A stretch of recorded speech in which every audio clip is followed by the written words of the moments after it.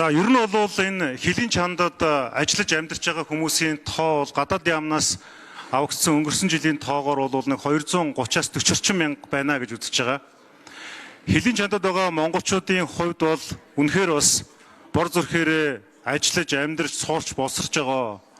Тэр тусмаа бүгд найрамдах Солонгос улс болон Америк нэгдсэн улсуудад бас аль бие усны эрхтэйгээр биш одоо хашлан дотор хэлэхэд хууль бусаар гэж нэрлэгдээд байгаа. Энэ хөдөлмөр эрхэлж байгаа хүмүүс байгаа.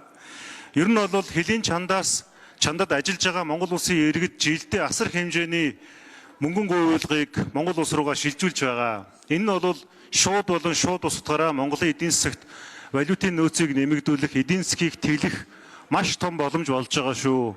Энэ утгаараа бол эх орноосоо хол хилийн чандад хүний нутаг, хүний хушуунд ажиллаж амьдарч байгаа Монгол улсын иргэдэд дэмжих. За ажлын хэсгийн 4-р микрофон.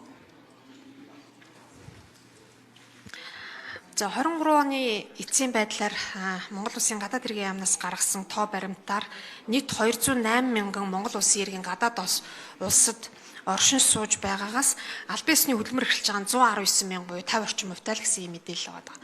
Тэгэхээр ерөнхийдөө Монгол улсын иргэн эрх зүйн ямар статусаар тухайн оронд амьдарч байгаагаас үл шалтгаалаад хэрвээ татвар нийгмийн даатгалын шимтгэл төлж байгаа бол түүндээ ногдох нийгмийн хамгааллын баталгаагаа шаардах эрхийг хангуулах чиглэлээр л бид хилцээрийгээ санал тавьж ингэж явж байгаа.